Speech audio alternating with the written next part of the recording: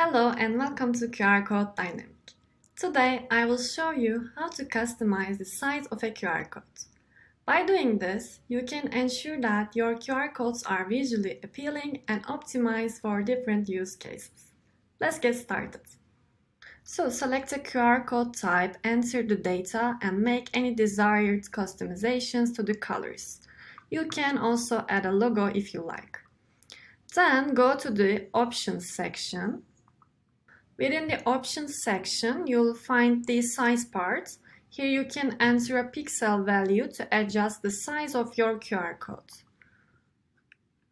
Like this. And then you can modify the margin size of your QR code by entering a value in the margin size field. Like this. Once you are satisfied with your QR code's looks, click on the Create button. Then, if you want, you can either print it or download it as different formats. And that's it. Your QR code is now perfectly sized and ready to be used in your projects. If you have any questions related to this topic, feel free to contact us. See you in another video.